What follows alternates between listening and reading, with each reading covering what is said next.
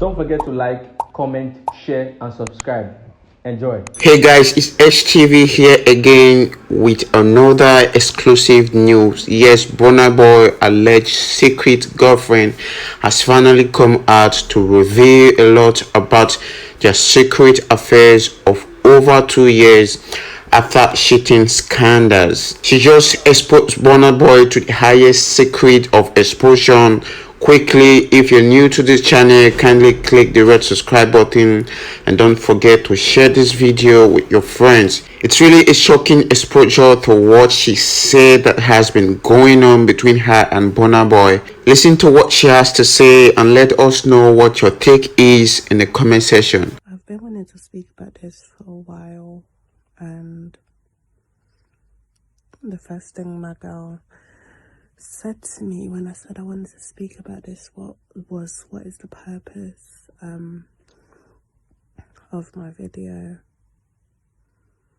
and what message do I want people to take from this video. To be honest, my sole purpose of doing this video is simply to be heard.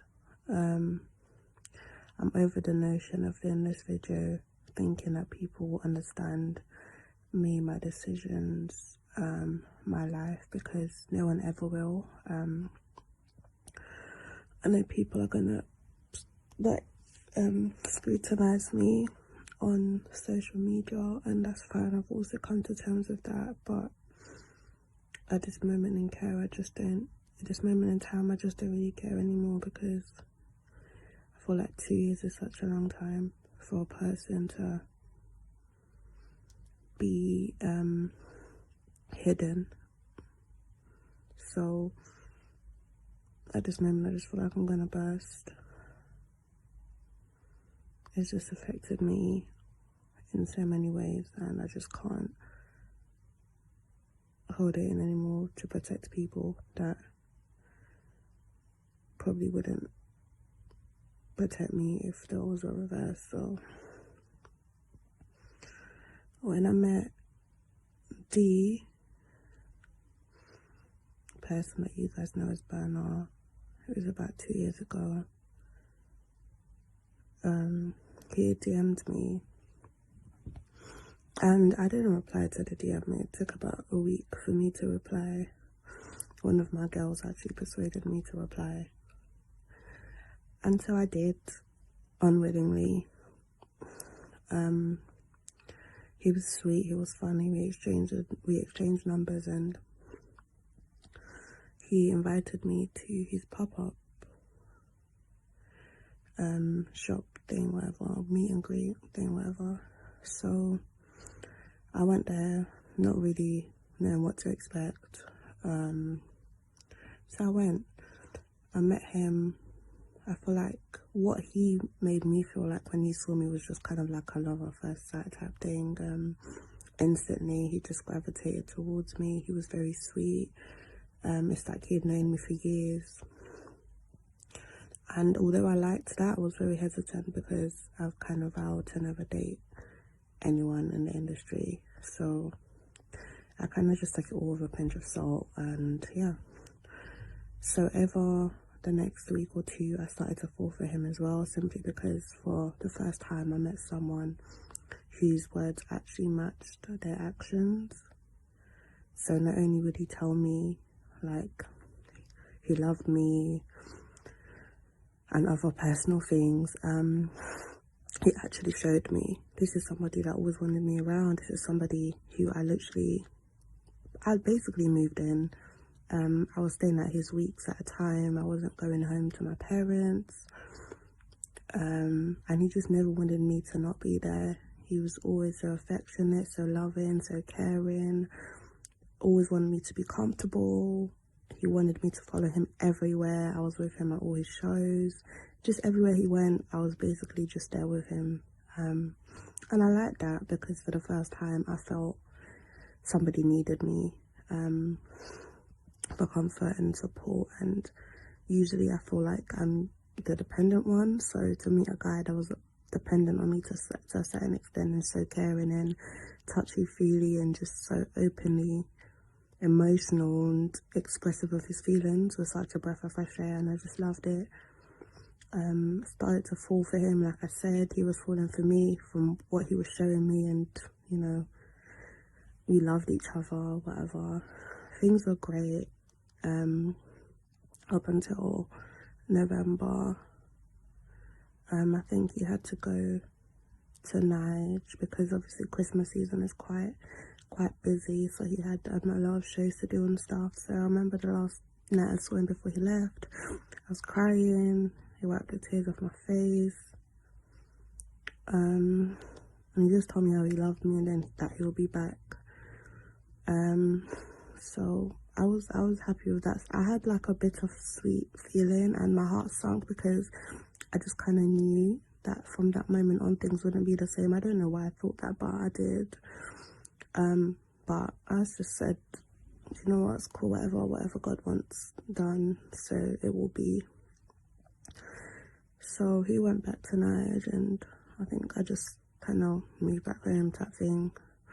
But we'd always stay in contact. He'd call me every day, he'd message me every day, always on FaceTime. It was fine, like he was keeping to his word, which was nice. But randomly, I couldn't get in contact with him. I think it got to like mid-December or something. I couldn't get in contact with him. I was starting to get worried.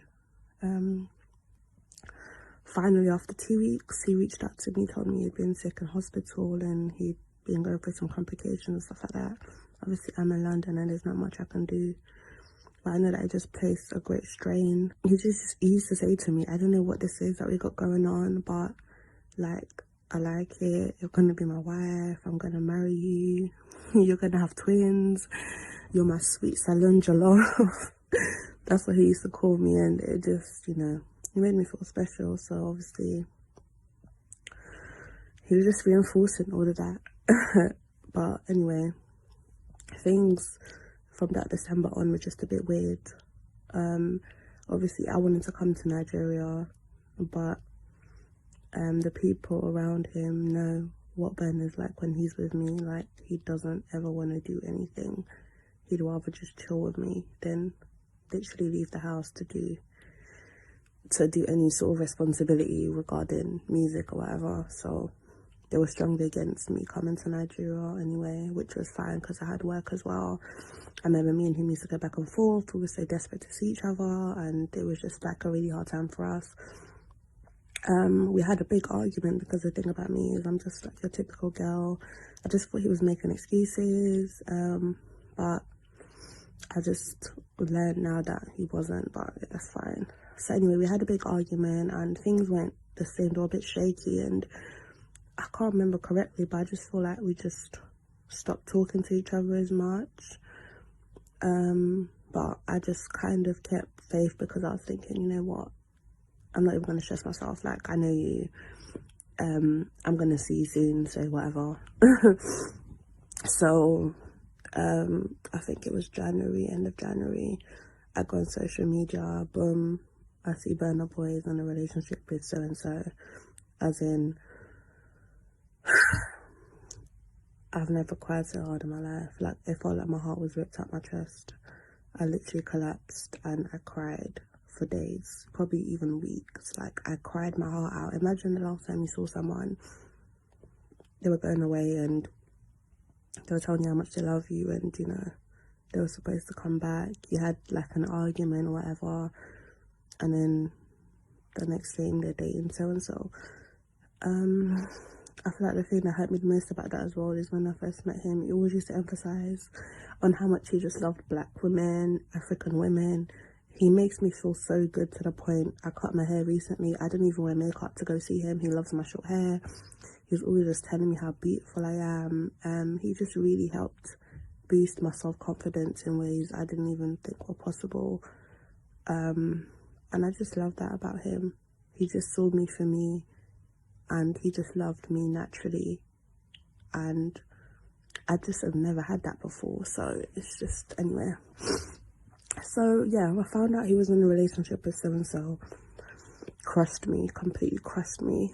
So, I mean, I wasn't really gonna sit around as well. I flew out. I went to Nigeria in March. Obviously, I think he was back in Nigeria by that time as well. So obviously, we were still in contact with each other. Like, he'd be messaging me, and obviously, I'd be giving attitude and whatever.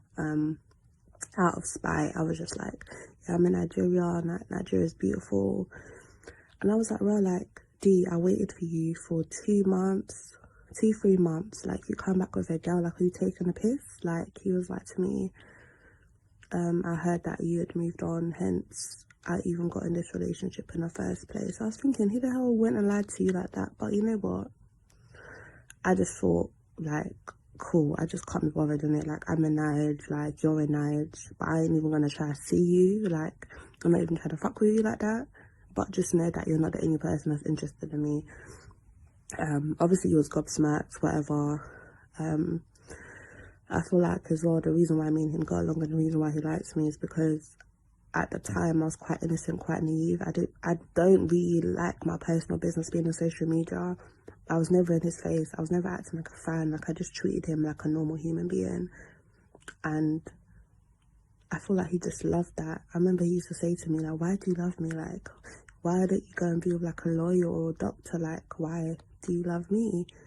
And at the time, I just couldn't explain why I loved him. But I mean, I know now, like, at the time, I just had a strong feeling and I couldn't explain my love for him type thing. But now I just know it's because he was different. The way it made me feel about myself, how caring he was, how touchy-feely he was, how sensitive he was behind closed doors. Like, I loved that about him. He was just perfect, perfectly imperfect, but perfect for me. To the point where people around him were very cautious of me, and you know, they were just thinking like, well, like, where's this girl coming from? Like, how come you guys have gotten so close so quickly? You guys are always together. Like, she's always at your shows. You're going here, she's there with you. Like, what is it about this girl? And we just couldn't explain it. We just used to stare at each other, laugh, and just kind of like awkwardly laugh and just kiss or whatever. Like, it was, I can't even explain how magical all that felt. Seriously, guys. Anyway, so Nigeria, I was only in Nigeria for about 2 weeks. I left Nigeria, came back to London. I literally refused to speak to him, like, since that last conversation we had in Nigeria. I just kind of thought, like, you're lying. I was never in a relationship. I was waiting for you and you played me, and that's cool.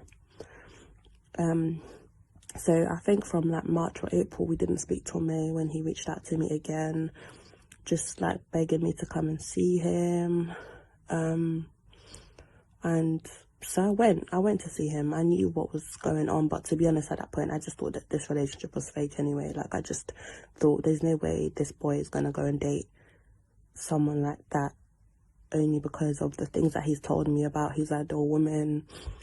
Just knowing how he's so in tune with his African heritage and his love for black women. I just thought, you know what, this is a publicity stunt. I didn't even care. Went to see him. The biggest regret I have is never addressing the issue. I just kind of, we both didn't address the issue of this thing that came out in public. We both saw each other, and it's like 2 kids have been separated. We just ran to each other and kind of resumed things as normal, basically. Long story short, for the past 2 years, we've never stopped seeing each other. It's just been like an elephant in the room that we choose not to discuss. And we just kind of go about things like it doesn't exist. And I know some people are thinking, how do you even manage to do that? But I can't even explain how, but I have. And I just was in love. I've been in love for 2 years.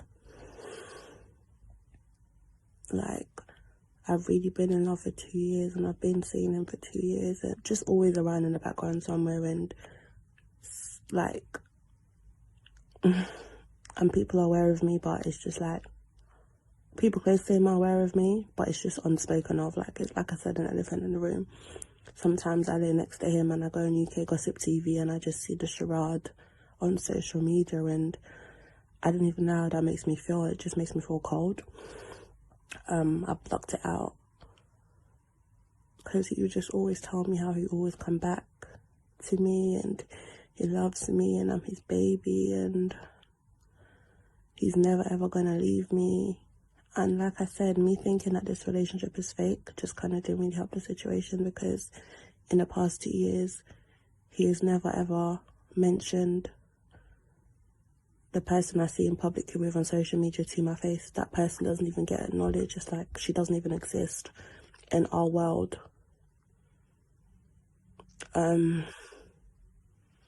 There's so much more I could go into detail about, but I can't expose everything, because no matter what I say, people are still gonna judge. So I love D, and I know this video is probably about D. I'm just tired of protecting you. I've got feelings too, and you can't always have your cake and eat it. Seeing you in secret for so long has literally been so detrimental to my mental state, to the point where I've lost friends, and I know that I have a part to play, and I see him willingly, and it's my choice, but you guys will never understand what it feels like to be in my shoes. Especially when I feel like we just can't stop seeing each other. My main purpose for making this video is because over the past 2 years as well, I've been able to give anybody a chance. I've just been so sucked up in D and seeing D and making sure he's okay, that I've kind of just neglected my own relationships and possible things that could have blossomed. I've just been so stuck in that secrecy that it's just fucked me up mentally, and I just want to break that cycle. I don't want to do it no more. I didn't do this video to hurt you. I know it will hurt you, because as far as you're concerned, me and you are on good terms, but I can't do this anymore. I don't want to really address it with you, because I feel like it's just such an elephant in the room, and 2 years is such a long time for me to bring up all these feelings of resentment and hurt. But although I love you, seeing you hurts me even more, and it breaks me every time I see you. So I'm sorry, but it's just how I'm feeling right now. And you guys can judge, you guys can crucify me, you guys can call me a side chick, but until you're in my position, you'll never know. Trust me. As well, I'm not gonna... I know people are gonna be like, oh, you're doing this for clout and stuff. Like, I feel like I have more to lose doing this video than I do if I just kept quiet, because this is somebody that's so loving, so caring, that takes care of me and gives me everything I want just to make sure I'm comfortable. But then usually I just think to myself, at the expense of what? My sanity? My sanity? Like, so I'm not doing this for clout. I've built up my fan base for 2 years. I've been very private for 2 years. I'm not doing this for money, because, like, financially, I've been so stable working and just having someone provide for me. So I'm simply doing this because I'm about to burst. And mentally, I just feel like I'm in a bad place. I have been. People close to me know this. So, yeah. I don't want any gain from this, but I know that the person I'm talking about and the status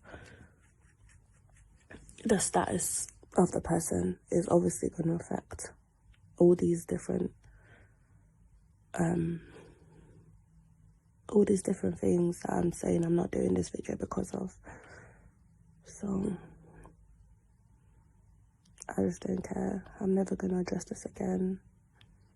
I just wanted to get out there. Just know that no relationship is perfect. Nobody's perfect. Please don't judge people's lives by what you see on social media, because behind closed doors, people are just living double lives, you know? I've been living a double life. He's been living a double life, and nobody knew. 2 years. Yeah.